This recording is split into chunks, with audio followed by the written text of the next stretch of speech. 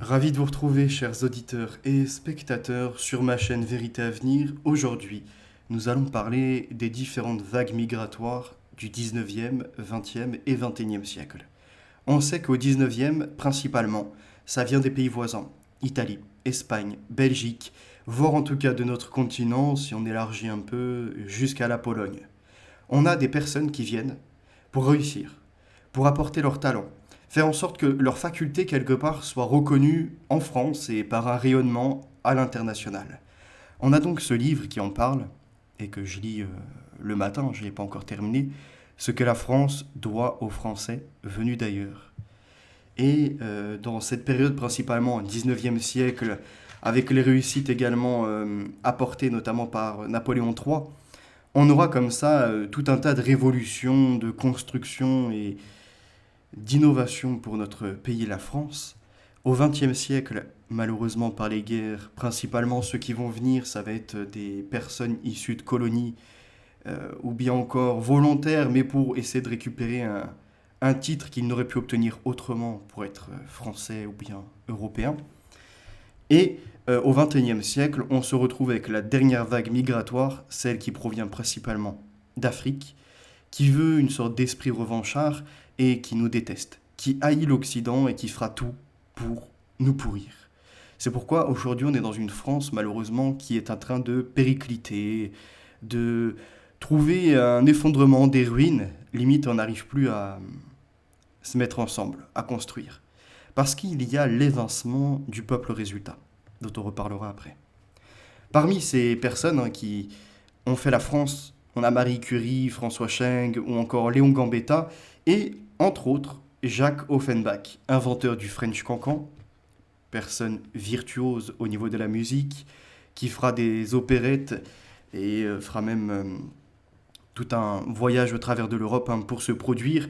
On voit que son père déjà, pareil, avait des capacités dans la musique, que son frère également et sa sœur tout autant, ils vont se produire après dans les tavernes, les brasseries, partir de tout en bas pour monter jusqu'à la réussite, notamment de cette vie parisienne avec différentes productions où il sera jeune, mais déjà devenu élève du conservatoire.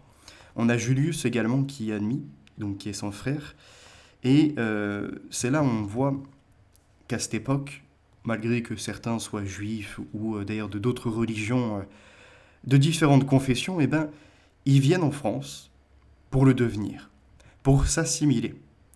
Alors ils savent, ils ne sont pas bêtes, qu'il y a un peuple résultat et leur objectif est là, de se fondre un peu dans la masse. Ne pas proclamer nous sommes les nouveaux arrivants et on veut autant de droits, etc. Au contraire, faire leurs preuves. Et donc on voit notamment par la francisation des prénoms. Les deux frères francisent alors leurs prénoms en Jacques et Jules. Le jeune Jacob, donc conscient de sa valeur, est bien décidé à forcer son destin. Paris va porter chance au petit juif allemand. Son talent lui ouvre immédiatement les portes du conservatoire, ce que l'on a vu alors dirigé par le grand Cherubini, bien que les inscriptions y soient réservées aux Français. Donc très rare étaient ceux venus d'ailleurs qui pouvaient s'enregistrer. Contrairement aujourd'hui où par les quotas, on fait comprendre aux Français autochtones qui doit laisser sa place, quoi. Il y a un quota. Si vraiment t'as pas le top niveau, t'es au-dessus 16 ou 17 de moyenne, tu seras relégué. Parce qu'il y a le privilège maintenant, voyez-vous, d'être étranger. Donc on voit en 1844, il effectue une grande tournée des concerts dans toute l'Europe et en rentre les poches pleines. Une vie amoureuse, on comprend qu'il est quand même dans la fornication. Apparemment, au vu de toutes les personnes qu'il peut rencontrer, c'est un coureur de jupons, comme on pourrait dire à cette époque. Il triomphe aux bouffes parisiennes sur les Champs-Élysées et c'est là qu'il va inventer l'opéra bouffe. Et à partir de là, on voit qu'en 1857, il est acclamé à Londres où il se produit avec sa troupe. En 1858, il compose en effet son premier grand opéra bouffe qui est Orphée aux Enfers. Et enchaîne ensuite les triomphes, notamment La Belle Hélène en 1864, Barbe Bleue et La Vie parisienne en 1866, et enfin La Grande Duchesse de Gerolstein en 1867. Donc après on voit qu'il partira un peu partout, et en revenant en France, Et ben malheureusement, dès 1871 et son retour dans la capitale, il n'intéresse plus grand monde. Ça y est, la France est passée à autre chose, même s'il a marqué une page de l'histoire. Et du coup, il est reconnu plutôt, entre autres, en Angleterre et aux États-Unis. Donc après l'opérette en symbole de la France et le French Cancan, on nous dit qu'il a rencontré un tel succès par ses œuvres qu'il a su créer avec ses acolytes Henri Mellac et Ludovic Halévy, maîtres du sous-entendu et de la dénonciation discrète, un genre entièrement nouveau et typiquement français, l'opéra bouffe. Celui-ci demande de bons interprètes, capables de restituer dans son authenticité les œuvres.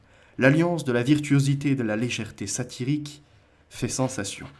Le premier opus de ce nouveau genre, Les Deux Aveugles, présenté aux Bouffes parisiennes le 5 juillet 1855, est un triomphe. Je cite : « Je me suis efforcé d'inaugurer un genre amusant, qui respecte les lois de l'art et du bon goût. Je crois y avoir réussi, déclare Offenbach avec satisfaction. » Et donc, sa spécialité totalement made in France. Nous voyons d'autres personnes arriver peut-être un petit peu avant pour eux, Émile et Isaac Pereire, qui sont des banquiers de la France et qui proviennent notamment de familles juives originaires du Portugal et qui ont été chassés du pays par l'Inquisition. Donc ils vont se présenter en France après que, en 1492, l'Espagne décide de chasser les Juifs, que ce soit ashkénazes ou séfarades selon l'orientation qu'ils vont utiliser, qu'ils vont prendre. Et du coup, cette famille-là, Pereire, alors Pereire, Pereira, pour moi c'est Pereire à mon avis, je pense qu'il y a une faute de frappe dans ce qu'il remet. Eh bien, ils vont se rendre en France et dès la fin du XVIe siècle, ils jouissent de la protection royale. Mais ce qui nous intéresse, c'est donc Émile et Isaac qui, eux, respectivement, naissent le 3 décembre 1800 et le 25 novembre 1806. Donc, ils sont descendants de tous ces mouvements, de toutes ces expulsions ou non qui peuvent être justifiées. D'accord ? Il n'y a pas que des gentils juifs, loin de là. Il y en a certains qui sont immiscés dans les affaires et qui tentaient de profiter des rois, des princes et de d'autres d'ailleurs gouverneurs de l'époque. Donc, on a le grand-père qui est savant en polyglotte, qui s'appelle Jacob, pionnier de l'éducation des sourds et inventeur avant l'heure de l'orthophonie. Donc il rejoint la communauté juive de Bordeaux dès 1741, puisqu'il est chassé par les persécutions de l'Inquisition. Ce qui ne veut pas dire que lui est coupable de certains maux dont toute sa communauté est accusée. Affublés, ils vont venir, et on voit qu'ils sont inséparables après de Paris. Ils rencontrent notamment d'autres juifs qui vont faire fortune, en l'occurrence les Rothschild et également Benedict Fould et les Ottinger, donc d'autres noms dont on a moins connaissance habituellement. Et à la différence de certains qui font les courbettes auprès des Rothschild pour obtenir des pépettes et être bien placés, récupérer des contacts, eh bien, les Pereire, eux, sont plutôt inspirés de Saint-Simon et ils sont adeptes de ces théories. Comme lui, ils pensent que le seul progrès, le progrès technique et social, peut fonder une société idéale rigoureusement organisée dans laquelle chacun aurait une place en fonction de ses capacités. Donc ça sert à rien de pleurer et de se mettre dans tous ces états si tu n'as pas obtenu un poste ou que tu n'as pas pu faire des formations. Si tu n'en as pas le niveau, ne perds pas ton temps, ne prends pas une place inutilement alors que d'autres pourraient avoir le talent et augmenter en capacité. Donc de là, il va notamment, en tout cas, prôner l'avènement d'une société idéale dont les membres les plus compétents, industriels, scientifiques, artistes, intellectuels et ingénieurs, auraient pour but d'administrer la France le plus efficacement possible afin d'en faire un pays prospère où régnerait l'esprit d'entreprise, l'intérêt général, la liberté et la paix. Alors, on est déjà dans la suite de 1789, de l'esprit aussi maçonnique.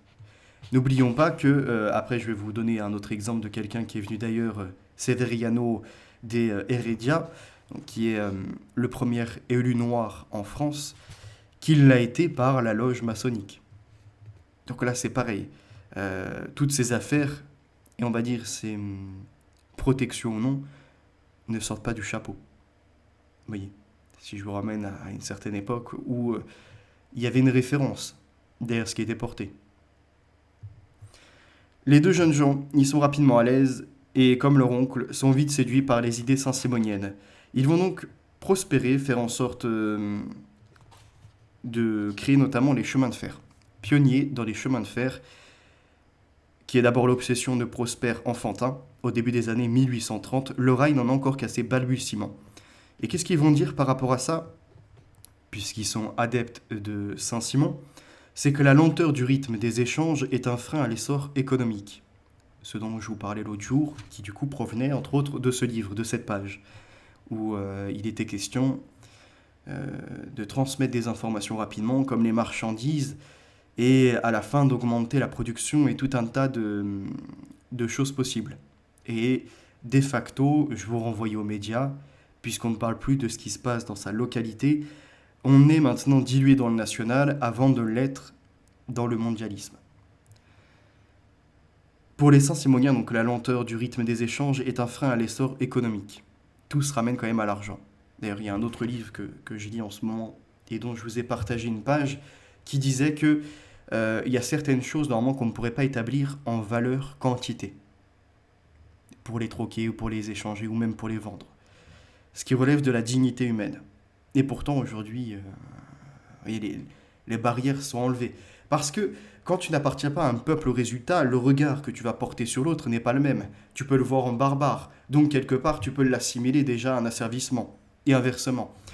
Ça mène après tout un tas de désastres, notamment les trucs de fornication, de non-respect, de relations entre guillemets de couple ou ce genre de choses. Ce dont on reparlera plus tard. Donc Enfantin a en effet vu en Russie, près de Saint-Pétersbourg, les premiers rails être posés, et pressant que le monde moderne naîtra de ces nouveaux modes de transport. C'est ce qu'il prêche dans les réunions publiques. C'est ce qu'écoutent religieusement Émile et Isaac Pereire. Il n'est donc pas surprenant de les compter parmi les plus fervents partisans du chemin de fer qu'il considère comme la clé du développement des nations et de l'essor industriel. Donc, dès 1832, on rappelle, à cette époque, il y a quasiment pas d'Africains, on est vraiment sur l'immigration qui réussit. Il dresse les plans d'un réseau ferroviaire, très organisé, partant de Paris et desservant toutes les régions de France, qu'il s'empresse de promouvoir à grand renfort d'articles sur le sujet, de conférences et de débats politiques. Leur force de conviction fait merveille, tout comme leur réseau d'ingénieurs, des ponts et chaussées, acquis aux idées saint-simoniennes. Sans le sou, les deux frères sont pour l'occasion puissamment soutenus par James Rothschild, qui n'est pas saint-simonien, mais l'un des premiers à comprendre l'avenir des chemins de fer. Après 3 années à ce rythme, ils finissent par rallier le roi Louis-Philippe à leurs arguments le 9 juillet 1835. Celui-ci accorde à Émile Pereire la concession de la future ligne reliant Paris à Saint-Germain, à charge pour lui de réaliser l'opération à ses frais, risques et périls. Il s'agit de la première ligne dédiée exclusivement au transport des personnes. Son trajet n'a pas été choisi au hasard. Desservant Saint-Germain-en-Laye, l'un des lieux de promenade préférés des Parisiens, il doit servir de vitrine pour les chemins de fer. Et donc après on a la suite. Émile et Isaac en espèrent un franc succès qui permettrait de rentrer dans leur fonds. Mais ce n'est qu'une mince affaire. Ce n'est pas une mince affaire, je veux dire. De là, les deux frères vivent alors sous une tente et dans les baraquements le long des chantiers au gré de l'avancée de l'ouvrage. Le 24 août 1837, au terme de plus de 3 ans de travaux ininterrompus, donc la ligne est enfin inaugurée par la reine Marie-Amélie, accompagnée de ses fils et d'une grande partie des membres du gouvernement, mais en l'absence du roi Philippe, auquel ses conseillers ont vivement déconseillé d'exposer sa vie au cours de ce voyage. Ils avaient encore peur d'un déraillement ou de d'autres problèmes mécaniques. Et ce qu'on voit dans ce livre, puisqu'il faut aussi reconnaître ce qui existe ailleurs, c'est qu'on nous dit qu'ils sont inspirés... Alors attendez, c'est où que je voyais ça? C'est après peut-être? Il y avait cette histoire avec l'Algérie, voilà, c'est là.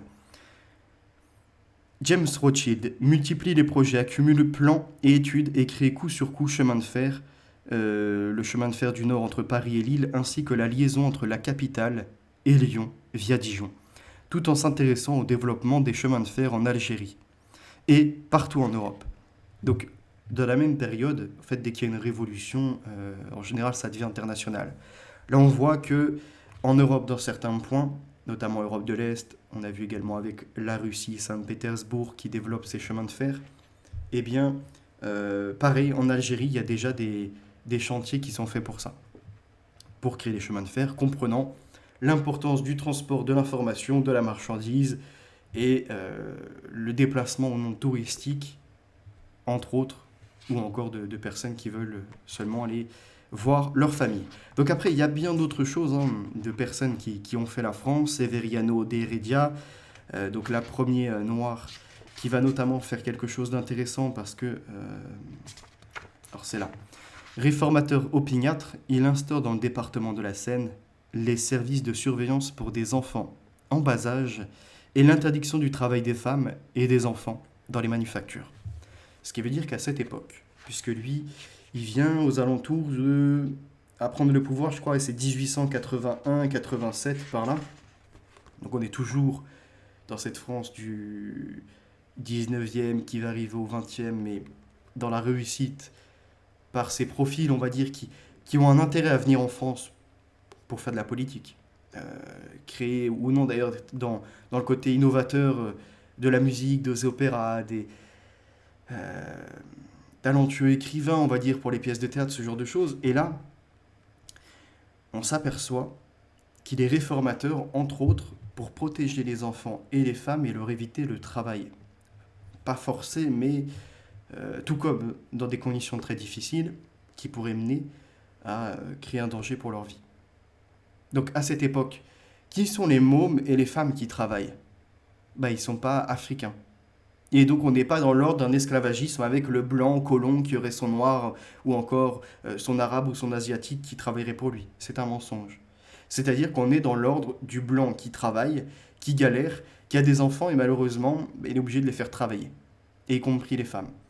Et ce qui veut dire que on rejoint ce que Simone Weil décrira quelques années après, notamment sur la machinisation, sur la répétition, la tâche ouvrière, où elle dira que les femmes, en travaillant même, sont à deux doigts d'espérer que leur môme ait 13 ou 14 ans, un truc comme ça, pour qu'il ait déjà travaillé.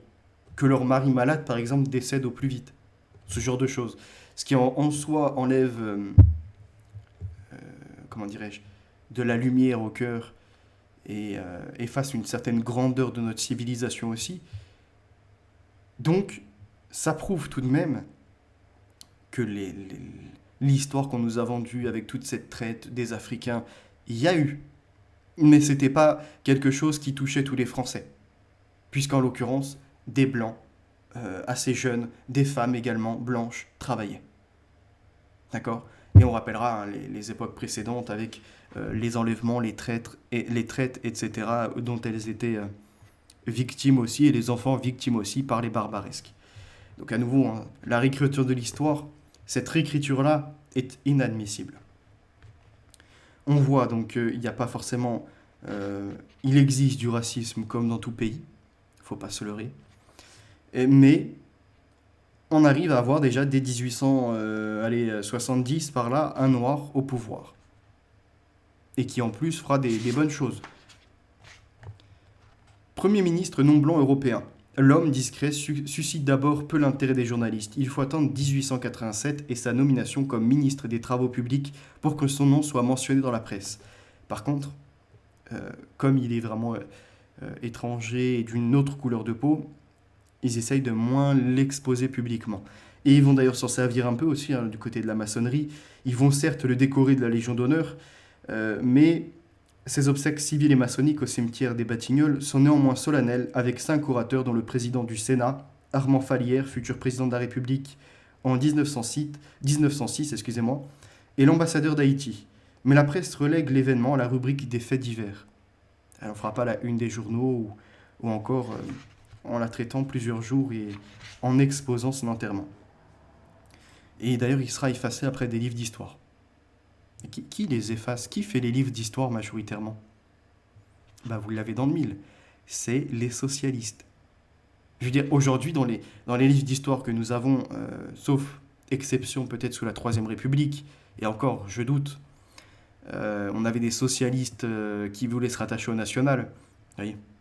Hein. D'où la suite peut-être avec l'Allemagne qui imite la France, même si elle la déteste.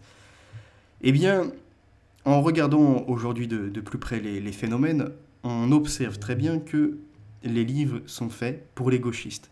Par exemple, ils vont te diminuer les flux migratoires. Ils vont éviter d'exposer tous les crimes et délits. Ils vont même faire en sorte à participer à une éducation civique et morale, quelque part, pour qu'il n'y ait pas l'idée de stat ethnique, de différenciation du français du peuple résultat, autochtone, avec le nouvel arrivant qui normalement devrait faire ses preuves, essayer de s'insérer et surtout ne pas critiquer le pays qui vient à l'adopter quelque part, voyez, qui lui dit allez viens fils ou viens ma fille, installe-toi sur le territoire et on fera en sorte que tu puisses grandir. Non, aujourd'hui c'est devenu la déchetterie, venez comme vous êtes et au vu de la quantité on ne pourra pas recycler, voyez, on ne pourra pas vous changer vos idées sur les préfabriqués que vous avez par rapport à la France, sur ce qui vous a été vendu par des illettrés ou non d'ailleurs, hein, qui vont vous dire que la France fut un temps, elle était sale, elle ne se lavait pas, il n'y avait pas d'hygiène. Mais pourquoi tout le monde venait là alors? Pour apporter leur science, leur culture. Alors expliquez-moi pourquoi après, quand on va parler notamment des Africains en France, on observera que dans certains pays, ils n'avaient même pas le verbe être, le côté de je suis. Ils avaient seulement avoir, posséder. Voyez, est, faim. Mais, comment dirais-je, le côté, alors là, bon, avoir faim, ok, mais le côté d'être, je suis quelqu'un, vous voyez, je suis dans telle situation, non, c'est avoir cette situation. Je ne sais pas si vous voyez ce que je veux dire. Donc ils ne connaissaient pas, d'où le je pense, donc je suis, vous voyez, eux, est-ce qu'il y a la pensée comme telle? Je doute. Donc la civilisation n'est pas du tout la même. Est-ce qu'il y a des supérieurs et des inférieurs? Je ne sais pas, puisque dans chaque pays, de toute façon, nous ne sommes pas dans une homogénéité où tout le monde a les mêmes potentiels, voyez-vous, la même intellectualité, ce genre de choses. Mais il y a des peuples qui s'en sortent mieux que d'autres et je ne crois pas du tout aux mythes, aux histoires, aux contes qui nous sont narrés ou encore rapportés avec véhémence de la part des étrangers d'Afrique, nous expliquant qu'ils avaient tout chez eux, que c'était les meilleurs ingénieurs, qu'ils ont tout révolutionné, qu'ils avaient déjà la propreté, la meilleure religion, bref. Que viennent-ils faire chez nous alors? Une colonisation? Les mêmes qui vont me parler qu'il y a une colonisation en Palestine, entre autres. Alors, je parle même pas des mouvements avec Tsahal qui viennent à bombarder, à tuer, à faire du génocide. Je parle des autres juifs, par exemple, entre autres, hein, qui viennent s'installer dans des localités à forte densité palestinienne, arabe et musulmane, et qui sont montrés du doigt parce qu'ils expliquent qu'en achetant certains terrains ou certaines maisons, ils vont les déposséder. Mais les mêmes qui viennent être critiqués à dire ça, ils font la même chose en France. Ils occupent des logements à bas coût et derrière ils vont investir dans d'autres terrains, ils vont même se faire propriétaires également. Et quand l'autochtone va leur expliquer que ça devient scandaleux, que lui ne puisse même plus se loger, ils vont te dire mais pourquoi fais-tu la différence entre moi et toi? Nous sommes tous les deux français. Et bien à ce moment-là, ou carrément de te dire que en soi la terre n'a pas de frontières. Et la terre appartient à tout le monde. Et c'est les mêmes qui vont chialer quand il va se retrouver des juifs sans forcément qu'ils soient sionistes, mais qui vont acheter des terres chez eux. Vous voyez, la dichotomie de la chose. Et donc là, on le voit dans le livre. Il y a en effet des Rothschild et bien d'autres qui ont mis du désordre. Et je pense à James Rothschild qui, d'un côté, fait les chemins de fer et de l'autre, fait un bras de fer en installant et en prenant la ville Césarée au niveau de Palestine ou Israël, peu importe comment vous voyez ça, pour favoriser le sionisme et notamment le traité de Balfour. Mais il y en a d'autres qui sont venus en France et qui ont réussi et qui ne nous ont pas emmerdés avec, on va dire, une conviction religieuse qui viendrait à bousculer nos mœurs. A contrario de ceux qui te disent qu'ils viennent en paix, mais qui veulent absolument qu'il n'y ait plus de porc, qui soit vendu, qu'il n'y ait que du halal, parce qu'ils mangent comme ça, et ils te disent que toi, en tant que chrétien, c'est pas dérangeant de manger une viande sacrifiée pour Dieu. C'est dérangeant de manger kasher ou halal. Nous, on n'a pas à manger ça. C'est-à-dire que ça, c'est marqué que si on en consomme, en gros, c'est pas ce qui rentre dans notre bouche qui va nous souiller, mais c'est ce qui en sort. Mais il y a quand même l'idée de tu ne t'adonneras pas, Tu ne participeras pas quelque part à d'autres religions, des Nicolaïtes. Parce que pour moi, c'est ça en fait. C'est des Nicolaïtes, ces gens-là.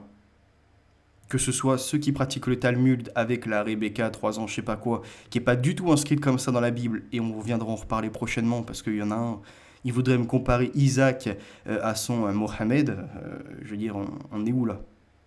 À un moment, faut voir ce qui est inscrit, il faut voir ce qui est dit. Il a jamais été inscrit que c'était une enfant de 3 ans ou une petite fille.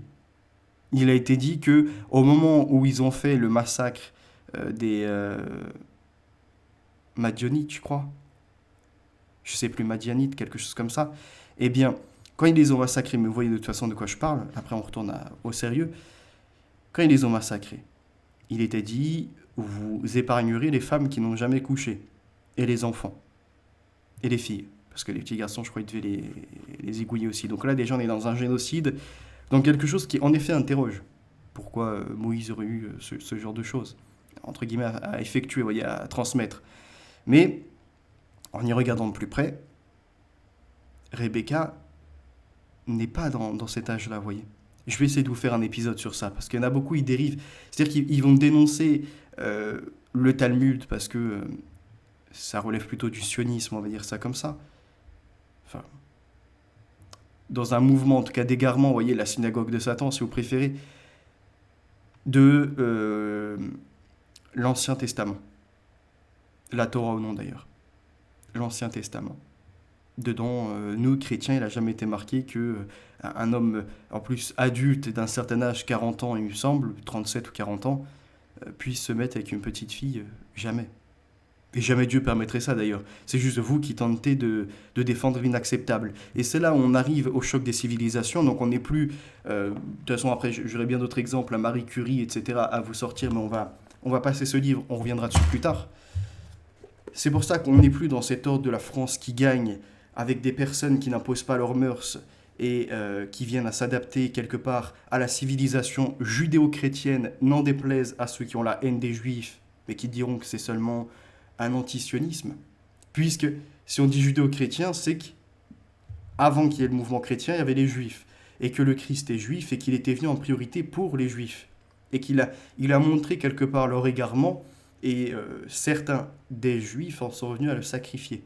Mais tout autant, il faut voir que à la fin des temps, en tout cas à la révélation, des 12 tribus d'Israël, d'Isaac, d'accord, on est toujours sur ces lignées juives, eh bien, il y aura 12 000 de chaque tribu, ce qui mènera aux 144 000 élus.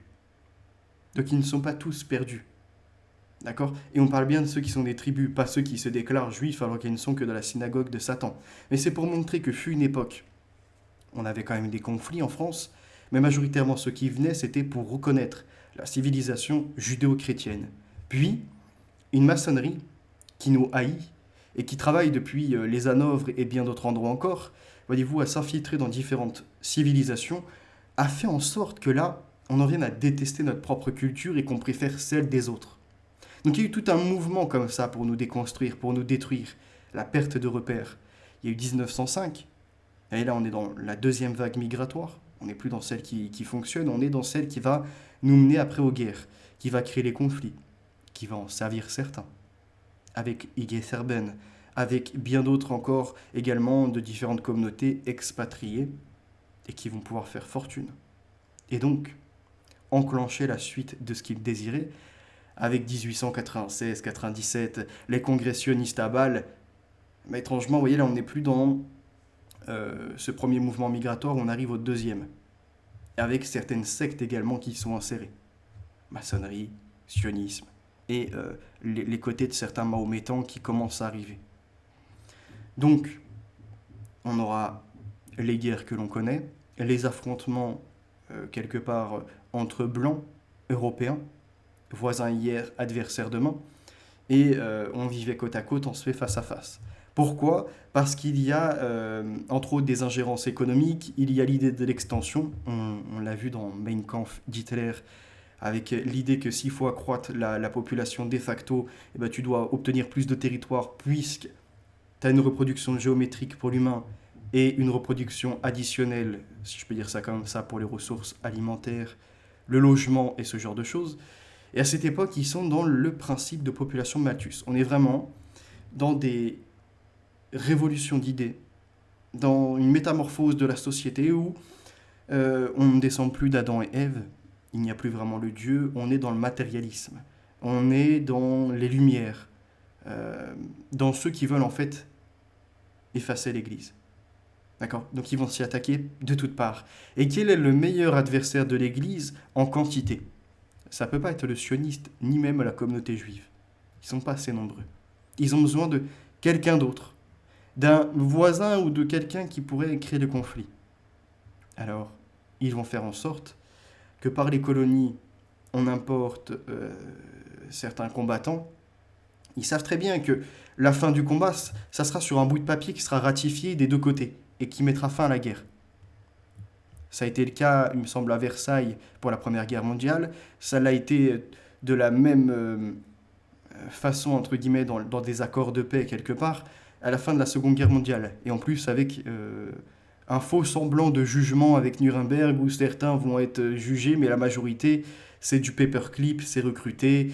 C'est également du côté de la Russie pareil, ou même en France également, tout autant.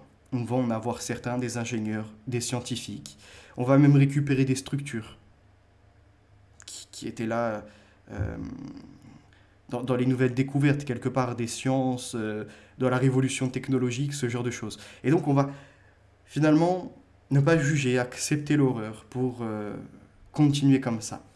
Et derrière, on va avoir l'idée qu'il faut construire un nouveau narratif. Ceux qui vont travailler par exemple à l'UNESCO, Julian Huxley, frère d'Aldous Huxley, qui vont vouloir créer une histoire universelle. D'accord? Et le seul moyen quelque part pour mettre la majorité d'accord, c'est d'effacer le peuple blanc, autochtone européen. Parce que si on l'efface, de facto, que reste-t-il?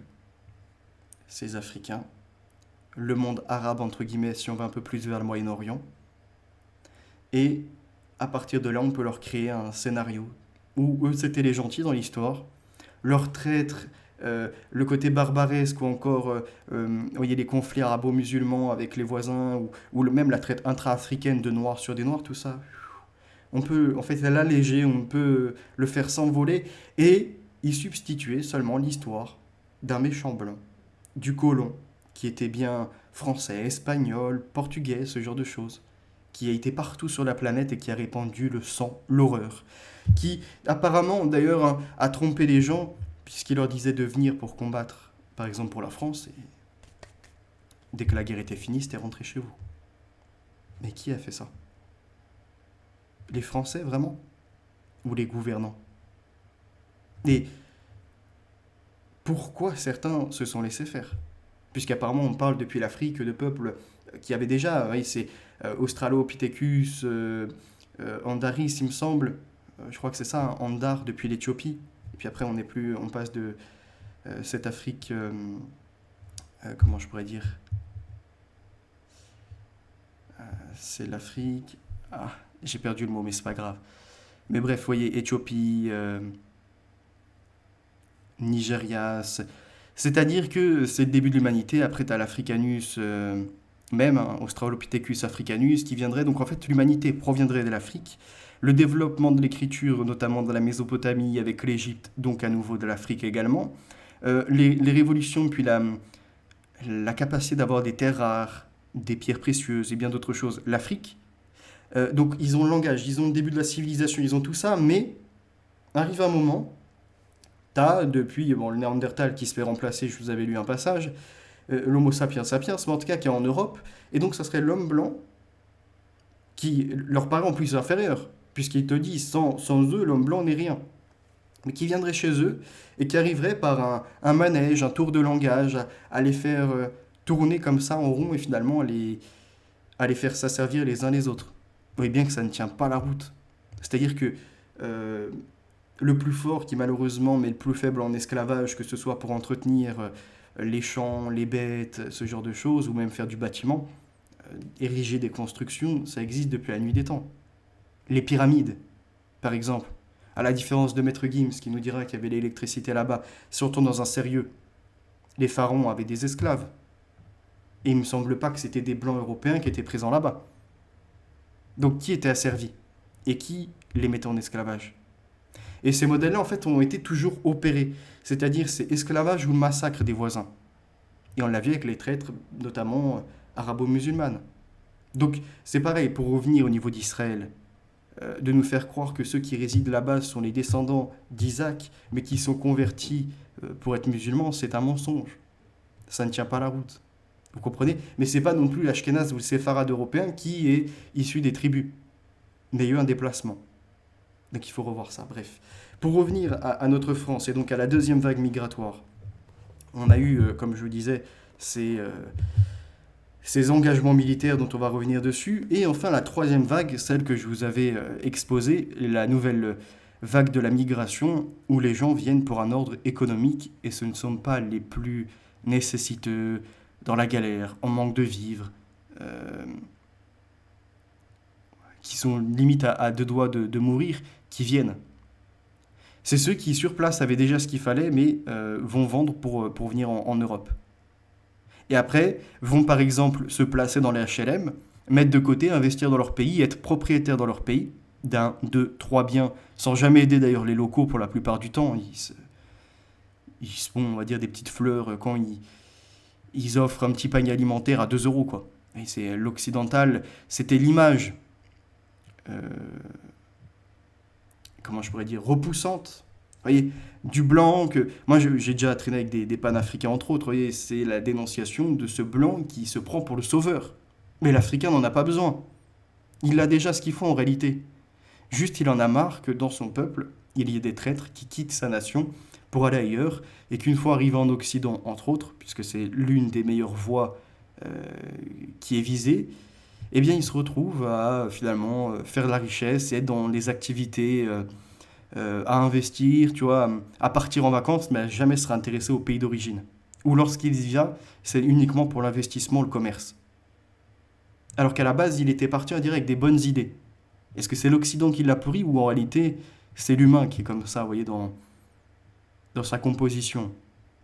Il va critiquer celui qui est dans la meilleure situation, et dès qu'il peut accéder à celle-ci, en fait, il oublie les précédents, là où il était, d'où il vient. Et à partir de ça, on a compris que le rapprochement familial n'a pas du tout été l'œuvre d'un regroupement pour le travail, comme on nous l'a laissé entendre en France en nous disant «Mais vous êtes des méchants racistes. Toi là, le facho là, qui dit qu'ils ne sont pas forcément les bienvenus en venant par dizaines de milliers, si ce n'est centaines de milliers. T'es un raciste, c'est des travailleurs la plupart.» En fait, tu leur montres que non. Les Africains n'étaient pas présents majoritairement en France, ils étaient quelques milliers tout au plus dans les années 30, 1930. Donc déjà, c'est quand même étrange qu'on ait peu d'Africains en France, avec l'histoire qui nous est vendue des traites coloniales, vous voyez, où le français, le blanc allaient les chercher.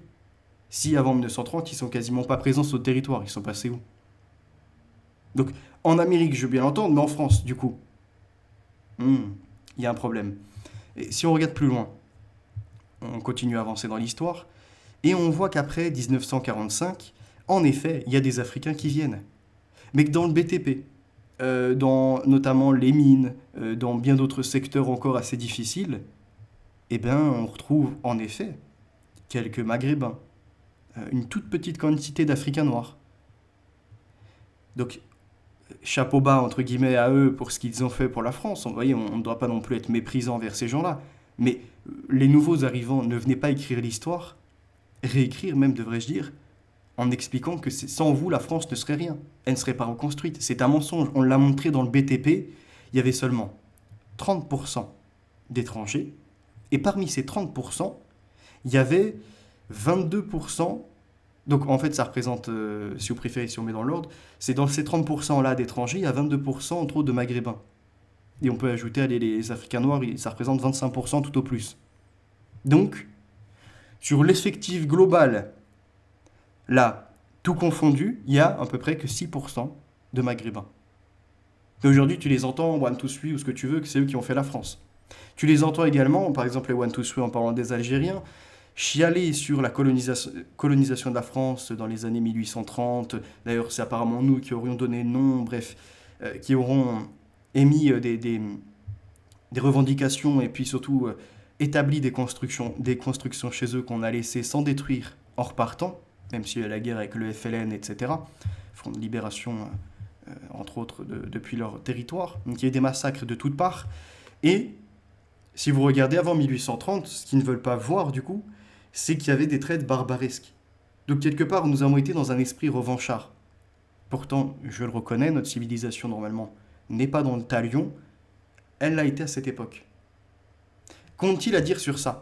Quand tu les ramènes précédemment, ils vont te dire que non, mais là, tu vois, il y a trop de contexte, quoi. T'enlèves leur idéal. T'enlèves leur idée qu'il y avait le méchant blanc qui venait, et eux qui les ont chassés parce qu'ils sont vaillants, et puis qu'aujourd'hui ils viennent pour un esprit de revanche, et donc sur notre territoire, quelque part, pour une colonisation depuis les ventres. Comprenez? C'est pour ça, il y a l'idée de la chouinerie s'arrête où? On remonte à quand? Il y a une décennie, il y a un siècle, il y a 3 siècles, il y a 10 siècles, et c'est pareil pour, par exemple, la Palestine, Israël. On écoute qui? Les chouineries de certains juifs qui vont me dire qu'ils étaient présents en premier, ou les chouineries d'islamistes qui vont me dire qu'ils y sont depuis quelques siècles. Ou s'arrête à la remontée de l'histoire. Est-ce qu'on veut être honnête et remonter à l'origine même?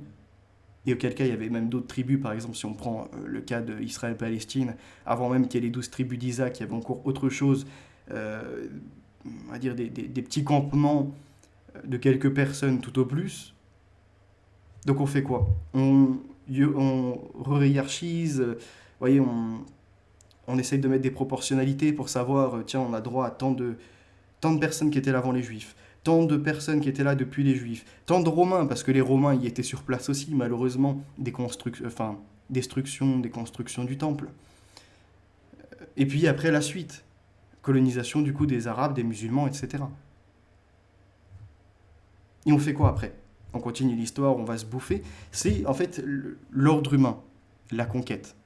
Depuis qu'il a su se sédentariser, explorer le monde, le cartographier quelque part, lui établir, voyez, longitude, latitude, longitude, paf, il atterrit sur tel point du globe. Et bien à partir de là, ça y est, les conquêtes en soi ne sont jamais terminées. D'où l'expansion américaine, mais également l'idée des BRICS de l'autre côté. Reformer des gros blocs, des empires. Donc, pour revenir à ça, nous sommes au XXe siècle. On voit un rapprochement familial en France. Comme je vous l'ai déjà exposé, 1977, quelque chose comme ça, on a les APL qui arrivent, il me semble. Puis 1988, on a le RMI. C'est-à-dire que là, on voit très bien qu'en fait, en établissant des aides pour le logement, on n'est pas sur des travailleurs. En fait, on fait en sorte que ces nouveaux immigrés ne se retrouvent pas à la rue, qu'ils puissent rester en France, et pour ce faire, eh bien qu'avec leurs faibles revenus, ils ne peuvent pas payer le loyer, donc l'État va mettre la main à la poche. Qui paye l'État? Bien joué. Les autochtones majoritairement. Parce qu'à cette époque-là, dans les années 1970-80, on n'est pas encore sur l'ordre de 20 millions d'étrangers avec leurs descendants. D'accord? Et après, le filon se fait de bouche à oreille. Il y en a certains qui vont retourner au pays, qui vont comprendre qu'en faisant venir leur famille, en pondant des gamins, il va y avoir la CAF, il va y avoir les aides pour le logement, il va y avoir encore d'autres accompagnements, les transports gratuits, bref, ça y est, ils ont le filon. Ils voient qu'en France, il n'y a pas seulement le travail qui paye, la fainéantise tout autant. Et ils seront dans un meilleur cadre. Et ils vont se permettre quand même, c'est là où c'est culotté, de dire que s'ils viennent profiter, c'est qu'on leur est redevable. Alors, généralement, ceux qui disent ça, ils t'ont jamais attesté d'ailleurs que dans leur famille, il y avait des ascendants qui avaient subi la colonisation. Parce qu'on rappellera que la colonisation des Européens, elle a touché quelques millions de personnes tout au plus. Mais elle n'a pas touché tout un pays dans son entièreté. Donc tout le monde ne peut pas se revendiquer. C'est comme, vous voyez, on va en reparler après, les tirailleurs sénégalais, qui ne sont pas que sénégalais d'ailleurs, on a les Mauritaniens, on a également les autres voisins, on a, mince, comment ils s'appellent la Mauritanie, donc après ça fait, il y a le Maroc qui est au-dessus, il y a la Côte d'Ivoire. Bref, sur ce secteur-là, c'est, on va dire, une dénomination incorrecte qui leur a été attribuée. Et on va le voir pourquoi. Donc l'idée que seulement les Africains ont libéré la France, seulement les musulmans pour d'autres, ou encore le reconstruit, c'est un mythe total que j'essaye de déconstruire et où on essaie également, nous autochtones, de montrer que dans l'histoire, on n'applaudira jamais les massacres, jamais les génocides, et jamais tout ça, mais qu'on reste conscient que par contre, on ne se mettra pas en courbette face à ceux qui veulent déjà, qui ont déjà préparé le bâton, si ce n'est le sabre, pour nous massacrer. Comprenez? Donc, dans ces voies migratoires, on l'a vu après des filières de déstabilisation, de trafic d'êtres humains se sont organisées, qu'en Seine-Saint-Denis, parce qu'en fait la Seine même, on l'a vu par le passé, le premier noir qui a gouverné en France, c'était au niveau de la Seine. La Seine-Saint-Denis aujourd'hui, c'est 45% de jeunes de moins de 18 ans qui ont un parent immigré, donc un Français sur deux, et encore, on dit immigré, mais sont-ils tous enregistrés comme tels? On a une pénurie des logements sociaux, donc après il y a des sous-locations, bref, il y a bien des drames dont je pourrais vous reparler plus tard. On a de la délinquance, de la prostitution, des gangs esclavagistes qui se sont formés et il ne me semble pas voir des blancs mettre des noirs ou des arabes en esclavage et en prostitution. Majoritairement dans ces quartiers, ce sont des noirs et des arabes qui asservissent les leurs, voire qui profitent de françaises déstabilisées blanches pour également les prostituer. Ok? Et les consommateurs, majoritairement, ne sont pas blancs. Il faut également le voir, ça. Ils vont jusqu'à organiser des filières dans leur pays. Et je ne vous parle même pas de ceux qui font du travail forcé, non déclaré, et après qui harcèlent, entre guillemets, leurs victimes. Donc on va aller sur ce livre, Les Africains en France, de 1914 à nos jours. Et à la page numéro 8, ça commence directement, puisqu'il y a eu aussi des choses qui ne sont pas de l'ordre d'une grande civilisation, malheureusement, sur ça, il faut le reconnaître. C'est notamment, alors je ne sais plus où je l'ai vu, c'est à la page numéro 8, les affiches Yabon Banania. Page numéro 8, j'avais mis. Il y a encore peu, on allait admirer les Africains au jardin d'acclimatation. Ah oui, bah alors... Ouais, c'est pas grave. L'affiche... Ah oui, c'était là, ok. Donc, image terrifiante sous le rire. Figurons-nous l'un des rares Africains de l'époque, passant à côté de cette publicité et des gamins s'esclaffant devant cette mise en mouvement de l'affiche. Cette incarnation charnelle. Certains chuchotent en gloussant dans son dos. Yabon Banania. Tandis que d'autres tournent un regard effrayé vers leurs parents, qui les rassurent à grand-peine. Il y avait cette moquerie-là qui pouvait faire rire certaines personnes. Parce que sous la Troisième République, puisque là on est à la suite de la Troisième République normalement, si je ne dis point de bêtises, il y avait eu des Jules Ferry, je crois, et bien d'autres, qui expliquaient qu'il fallait aller civiliser le monde. Vous voyez, le socialiste, qui lui se prend en sauveur. Il veut aller faire limite des safaris, voir les animaux sauvages, et puis tomber sur des petites tribus qui n'ont pas l'imprimerie, qui n'ont pas de livres comme ça. Ils transmettent juste oralement, et puis ils ont le minimum ou non de connaissances, on va dire, pour vivre quotidiennement, aller chasser, se nourrir, échanger un peu sur la façon dont ils se sentent, les besoins ou non, s'ils veulent s'accoupler, mais pas plus. Alors que les Occidentaux, même peut-être dans certains pays africains, dans les grandes villes, ça a poussé la démarche plus loin. Les mathématiques, la langue, la religion et bien d'autres choses encore. Les constructions humaines ou non d'ailleurs.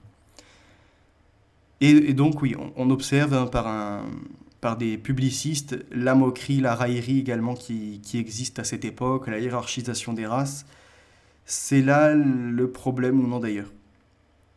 De se dire que dans un peuple donné, on peut tous les mettre au même rang.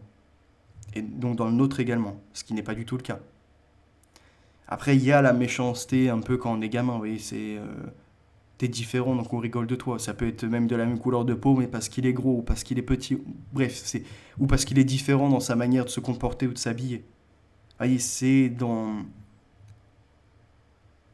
malheureusement, dans les mauvais penchants de l'humain, dans le côté du péché. Et à la page numéro 8, donc ça y est, il y a le méchant blanc qui est présenté, comme si tout le monde avait accepté ces publicités, ce genre de choses. Et à la page 8, du coup, le contraste avec le gentil noir, quoi. L'Africain, malgré l'héroïsme compté des tirailleurs, rares sont ceux qui pensent alors que ce noir affiché en milliers d'exemplaires est un véritable être humain avec des sentiments, une âme, une réalité spirituelle. Et il nous est dit, parce que ça y est, faut marquer maintenant le méchant occidental, il y a encore peu, on allait admirer les Africains au jardin d'acclimatation parmi les lions et les girafes, les autruches et les singes. Quel succès d'ailleurs! Dès qu'un marchand eut l'idée, en 1877, de présenter 14 Nubiens, en plus des animaux sauvages au public friand d'exotisme, le jardin d'acclimatation connut une affluence record. Qui pouvait tenir un jardin d'acclimatation et se dire tiens, je vais y ajouter des humains parce que c'est exotique, ça va ramener du monde, si ce n'est des socialistes. Je vois mal un patriote qui en fait en a marre de voir des Noirs et des Arabes entre guillemets, parce que c'est ça aussi à certaines époques, on l'a vu avec, mince, j'ai plus son nom en tête, comment il s'appelle, comme ça je préfère être précis tout de même. Donc qui était ah oui, on avait Émile Zola aussi que je voulais vous présenter, mais bon, après on en aurait pour trop longtemps. Alors voilà, Severiano de Heredia, donc premier noir maire de Paris.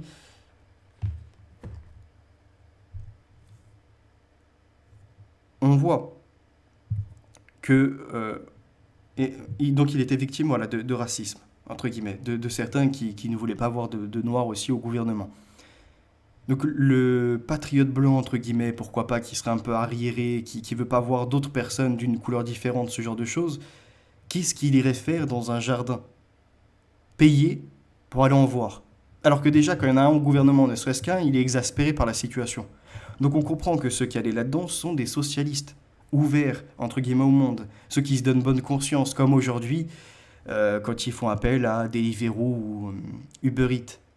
Aïe, la pensée bobo. Mais je les fais travailler. C'est grâce à moi qu'ils ont un peu de pain dans leur assiette. Et puis en plus, ça permet d'échanger avec eux, d'où ils viennent, etc. Vous voyez, ça c'est le genre de nana, entre guillemets, socialiste, qui par exemple, quand elle va chercher sa commande Deliveroo en bas de son bâtiment, veut taper la discute parce que son livreur est noir ou arabe. Par contre, si c'est un blanc qui va la livrer, il est de son peuple, elle s'en fout. Vous voyez la différence de traitement? Bah là, pour moi, c'est les mêmes. Ceux qui pouvaient aller comme ça, se balader et s'exalter ou non devant des Nubiens, entre autres, sont de cet ordre-là. Je vous dis, il faudrait voir qui étaient les clients. Il faudrait essayer de retrouver des photos. Alors, il est dit que l'Afrique noire a été utilisée, entre autres, pour ce qu'ils appellent la force noire. La force noire, c'est où que j'ai trouvé ça après?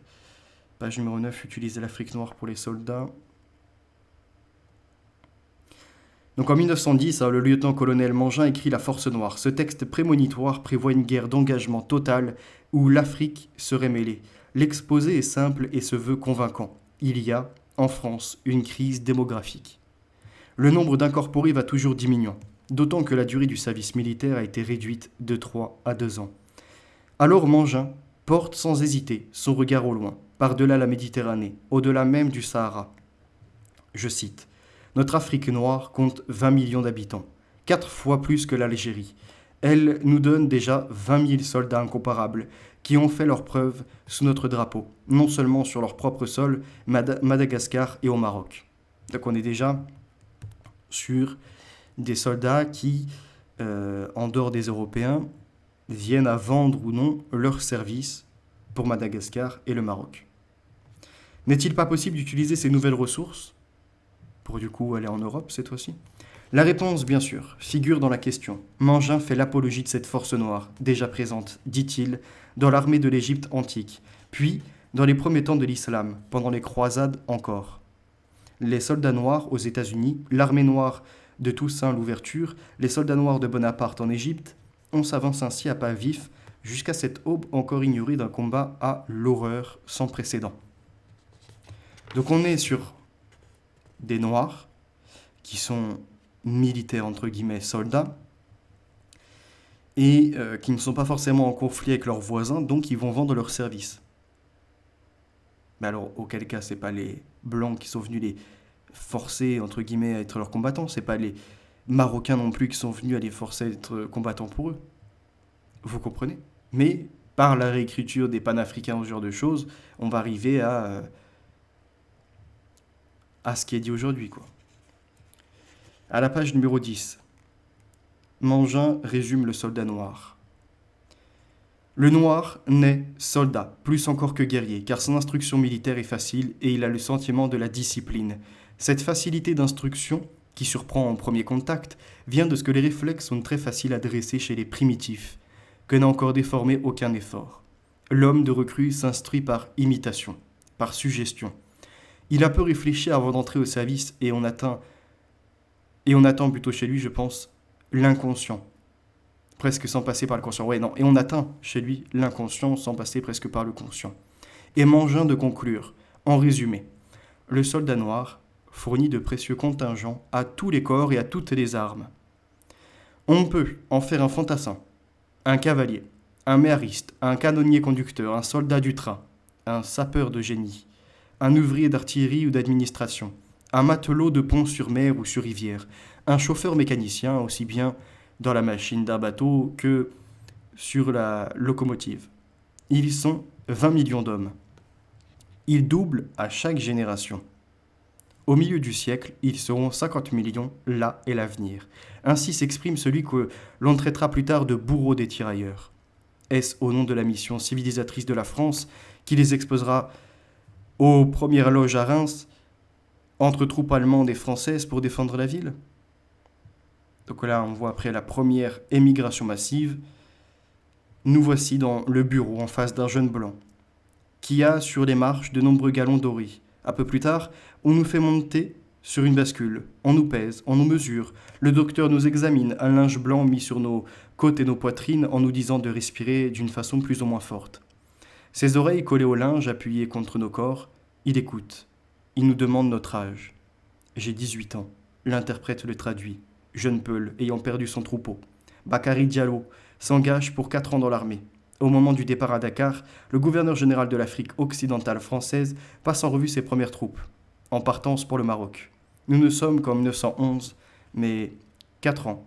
Cela nous conduit jusqu'en 1915. Bakary Diallo se croit prêt à rentrer au Sénégal quand intervient cette nouvelle dont personne ne mesure aussitôt toute la portée. L'Allemagne a déclaré la guerre à la France et la France fait appel à tous ses enfants. Donc, certains des tirailleurs sénégalais sont déjà engagés avant qu'il y ait la Première Guerre mondiale plutôt. Ils sont déjà engagés.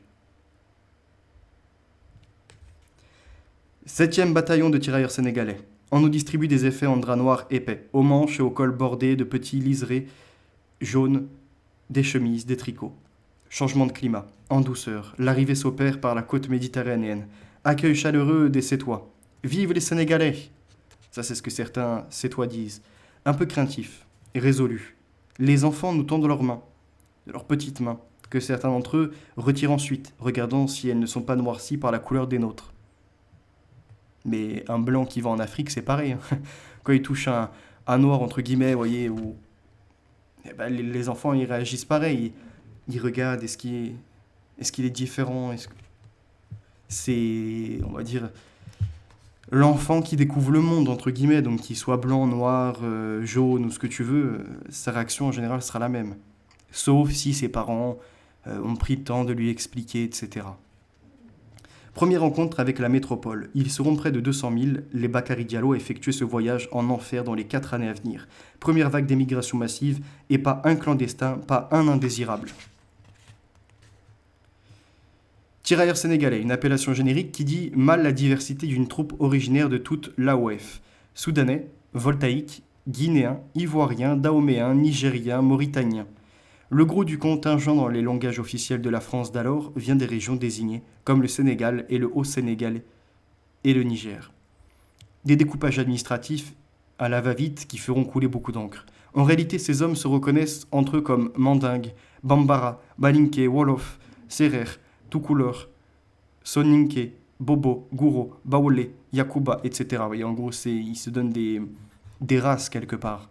Les Baoulés, je crois que c'est ceux qui sont un peu au-dessus. Bref, et ça continue encore aujourd'hui. Ils s'appellent comme ça, comme s'ils appartenaient à des tribus ou à des races. Et ils se hiérarchisent entre eux. Donc, là, on parle de 200 000 à peu près, pendant la Première Guerre mondiale, de tous ces endroits-là. Donc, comment se fait-il qu'aujourd'hui, on ait des dizaines de millions de personnes, si ce n'est plus encore, de ces pays-là, qui se déclarent descendants de ces tirailleurs sénégalais? Ouais, ça tient pas la route. C'est comme, on a eu, je crois, tout au plus, euh, quelques centaines de milliers, encore je suis généreux, donc des Africains noirs, plus des Africains maghrébins, qui sont venus pendant la Seconde Guerre mondiale. Donc, paix à leur âme à ceux qui sont morts sur le champ ou ceux qui sont retournés au pays après. Il y en a qui sont venus uniquement pour faire de l'argent, d'accord. Il y en a d'autres qui sont venus en espérant être recrutés par la suite dans l'armée, hein. Notamment, je crois, il y a 2 ou 3 exemples dedans.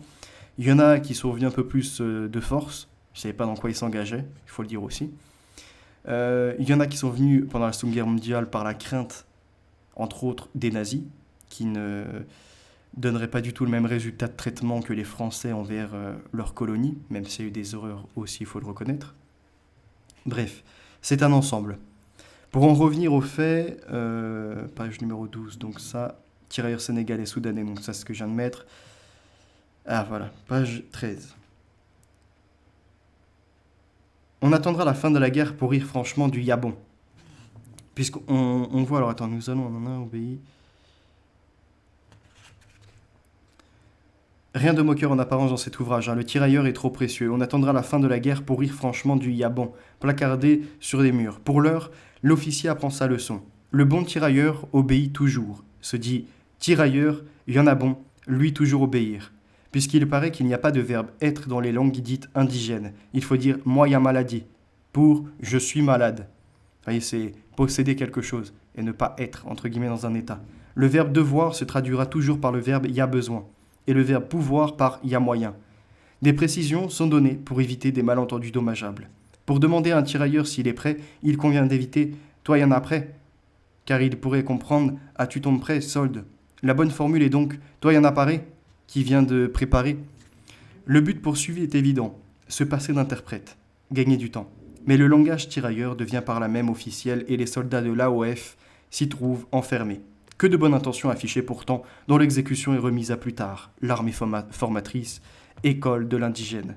Rares sont ceux qui parviennent à concevoir l'humanité de ces combattants. Ils ne les voient que comme des numéros, mais que ce soit de ces étrangers ou des autochtones blancs, qui notamment pendant la Première Guerre mondiale, je crois il y a eu quasiment le million, un truc comme ça, en tout cas des centaines de milliers de personnes décédées qui étaient bien autochtones blanches, en plus de ces tirailleurs sénégalais. Donc, qu'ont-ils à dire? Eh bien, que noirs comme blancs, comme pourquoi pas maghrébins par la suite, tout le monde en temps de guerre, malheureusement, par les supérieurs, par les dirigeants, sont considérés que comme des soldats, des numéros, quoi. On ne les humanise pas, c'est la guerre. C'est triste à dire, mais c'est comme ça. C'est la guerre. Alors pourquoi les Africains d'aujourd'hui veulent absolument faire passer comme si le noir avait été considéré pour un moins que rien face au blanc? Si c'était le cas, et qu'il parlait à l'époque de 20 millions de personnes qui pouvaient être recrutées, pourquoi seulement 200 000? Pourquoi seulement 200 000 alors qu'il y en a des millions à prendre? On aurait pu envoyer dans ces cas-là, si vraiment c'était raciste, tous les blancs aller chercher les noirs en Afrique et les envoyer au combat à leur place. Mais ça n'a pas été le cas. Et sinon, on n'aurait pas eu les centaines de milliers de personnes blanches qui sont mortes. Comprenez bien ça. À la page j'avais mis numéro 17, destruction de Reims. Donc là, ils expliquent que certains tirailleurs sénégalais ont été sacrifiés tout de même. On a prétendu qu'ils ne font jamais des prisonniers et pratiquent la mutilation. Les Allemands ont bien aussi des colonies africaines, correspondant notamment aux actuels Togo et Cameroun. Mais, à la différence des Français, les Allemands ne veulent y lever pas aucune troupe comme le font les Français avec les tirailleurs. Un vrai scandale pour les habitants d'Outre-Rhin. Die Schwarzschande, la honte noire. Après l'armistice, les Sénégalais ne seront-ils pas envoyés en Rhénanie? On les accusera de tous les vols, viols, méfaits. Des accusations infondées, fruits des préjugés, d'un regard foncièrement raciste, pré-nazi pourrait-on dire, auquel la France prétend opposer son esprit assimilationniste. Alors, des personnes qui sont venues combattre, On va nous faire croire que tous étaient des gentils.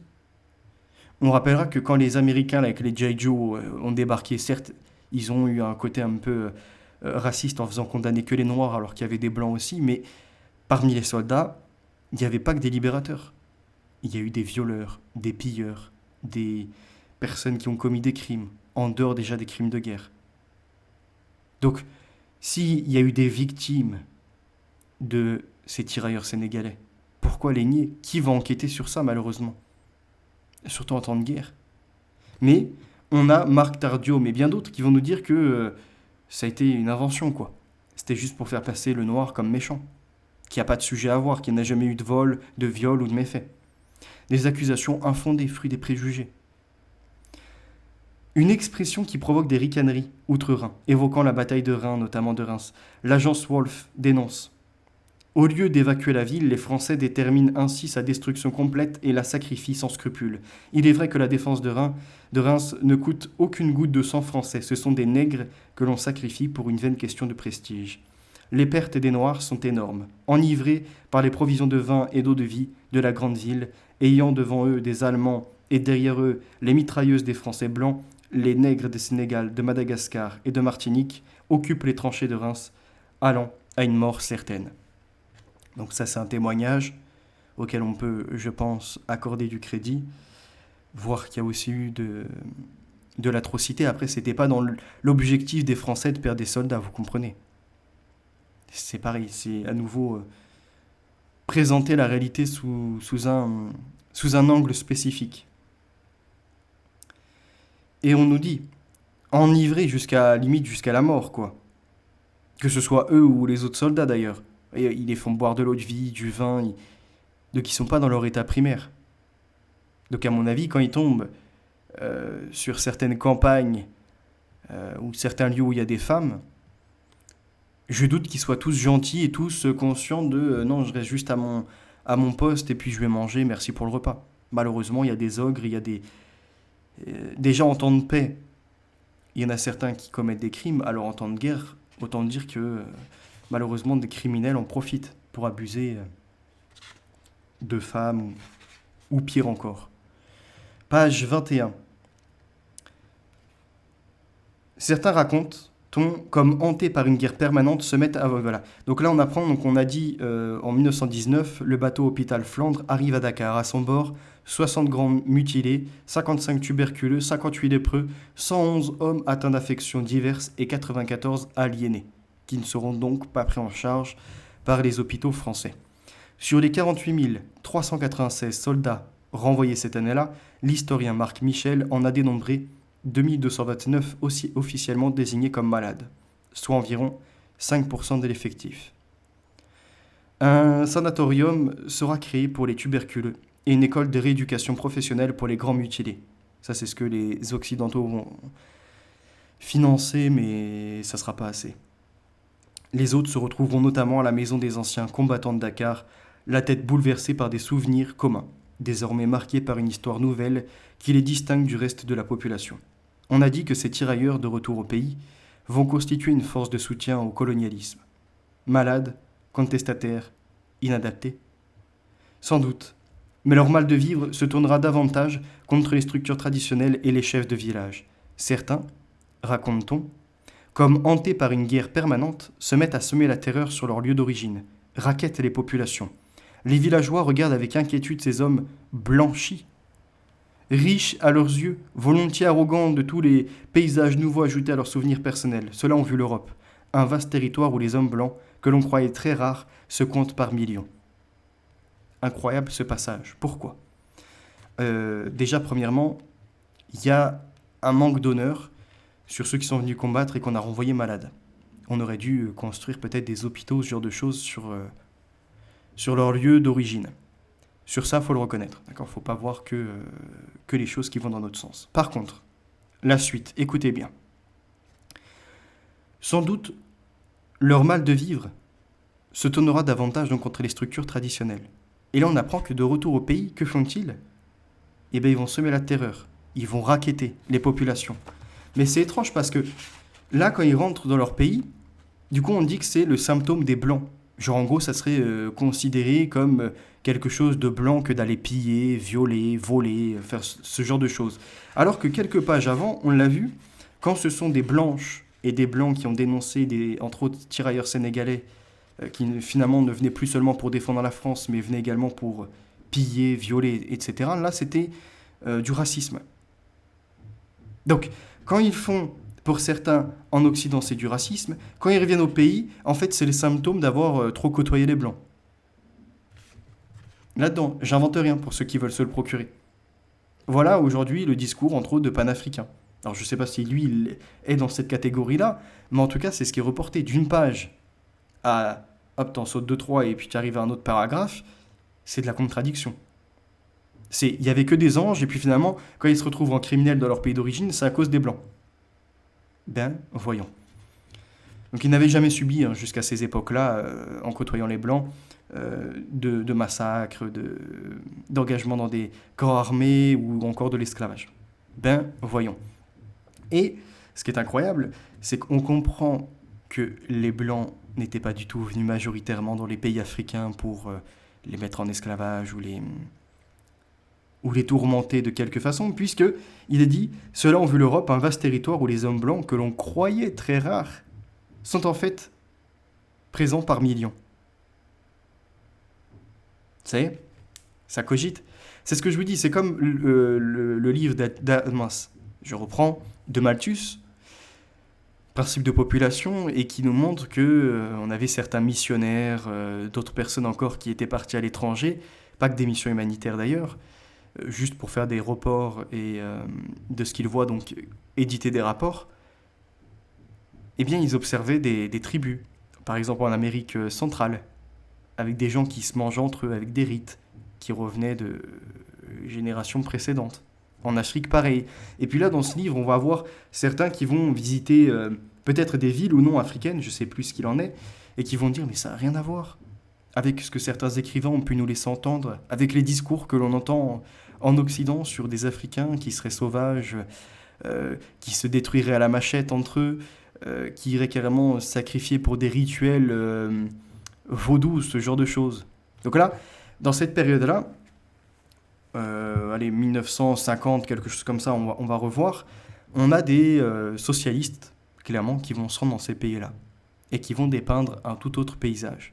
Mais alors, ces socialistes, maintenant, il faut qu'ils m'expliquent comment se fait-il qu'au XXIe siècle, nous, qui avons maintenant à présent l'information disponible, les reportages, les caméras qui peuvent être, entre guillemets, voyez, à la portée de tous, des enquêtes qui montrent que, par exemple, les albinos sont chassés, découpés, on récupère leurs os pour des sacrifices, que des gamins disparaissent et sont sacrifiés également pour des rituels type zouri et compagnie, que on retrouve encore des tourismes sexuels dans ces pays-là, bien d'autres horreurs, de l'esclavage.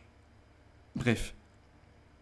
Comment du coup ça aurait pu changer? C'est quoi? C'est le contact de l'homme blanc? C'est l'homme blanc qui a fait tout ça, malgré le fait qu'on observe à la tête des Noirs ou des Arabes, ou des Maghrébins même? C'est l'homme blanc qui est coupable. Donc l'homme blanc qui à une certaine époque, qui a dépeint ces phénomènes de guerre de gang à la machette, ou encore de sacrifices rituels et de bien d'autres choses, d'esclavage des uns sur les autres, c'était du mensonge. Le socialiste s'y rend en 1950, 60 et dira que c'était complètement mensonge. Puis arrive le XXIe siècle, où là, ça se reproduit à nouveau. Ou alors ça n'avait jamais disparu entre les deux, mais juste on avait un autre paysage. Comprenez? Toujours le bordel des voisins d'ailleurs, hein, obligé de faire du bruit. Putain de merde. Je sais pas si vous l'entendez, coup de marteau, je sais pas ce que c'est. Épuisant. Donc de retour à leur terre, ils se mettent à semer le chaos. Page 25, on a les frères... On a combien là? 1h14. Je vous propose pour aujourd'hui de mettre fin à ça, parce qu'il y a encore pas mal de choses à revoir. Et la prochaine fois, du coup, on fera la fin de ce livre. Enfin, en tout cas, là, on n'est qu'à la page 25. Et il me reste encore quelques pages à vous présenter. On fera celui-là. Fracture identitaire, donc pareil. On comprendra. Là, vous avez vu, le 19e, ça réussit. Le 20e, des conflits, on essaie un peu d'y mettre de l'ordre dans ce qu'on peut apercevoir, en partie avec ça aussi.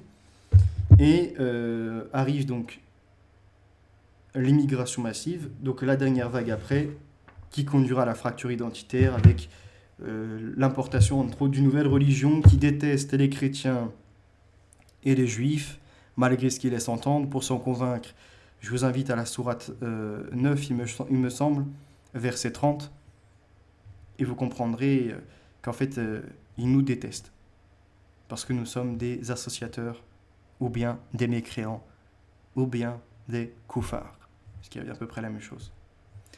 Merci pour votre présence, pour votre écoute. J'essaye d'y mettre une certaine dynamique. Et il y a donc, prochain épisode, ça sera ça. Ensuite, une fois qu'on aura conclu sur ce sujet, je pense que j'aurai bien fait le tour de l'immigration sur les différents cycles. On reviendra sur la PMA, GPA, marchandisation des corps, la dignité ou non, qu'est-ce qui se monnaie ou ne peut l'être d'ailleurs. Après, donc les corps marchés, le côté biocapital, etc., tout ce qui en fait du transhumanisme, post-humanisme. Là, il me restera peut-être 2 ou 3 épisodes à faire dessus. Je basculerai sur les films et les séries qui nous présentent le futur, je pense, en encore 2 émissions. Et là, déjà, on aura fait un beau tour de table par rapport à ces sujets. Et il me restera après le principe de population, le choc des civilisations, les deux qui iront ensemble, donc il faut les terminer. Et on basculera sur de la philosophie, notamment une rencontre de Charles Pépin, la confiance en soi de Charles Pépin que je vous avais déjà présenté. On reviendra également aux vertus de Comte Sponville. Et après cette partie philosophie, on reviendra sur les chrétiens, l'Église aussi, les erreurs ou non. L'esclavage a-t-il eu lieu par des chrétiens, puisqu'on a dénoncé ce qui était de l'ordre des musulmans, et il me restera une émission dessus avec un livre. Et après voilà. Il y a quand même des belles choses qui arrivent. J'essaye, voyez-vous, de diversifier mes contenus, de vous apporter un maximum de références. J'espère que lors de ces directs, ce n'est pas trop de lecture, qu'il y a aussi de la compréhension complémentaire. Et puis on se retrouve bientôt. N'hésitez pas le like, la flèche du partage pour me faire décoller. Et puis les commentaires, si vous avez des références ou bien si vous souhaitez rebondir juste sur 10 ou 15 minutes de ce direct. À bientôt. La vérité est notre avenir, les valeurs sont ancrées, et comme je dirais, la victoire est assurée, c'est ensemble que l'on fait le mouvement, on y va, la VA. Il n'y a pas de supérieur, d'inférieur, c'est ensemble. À très bientôt.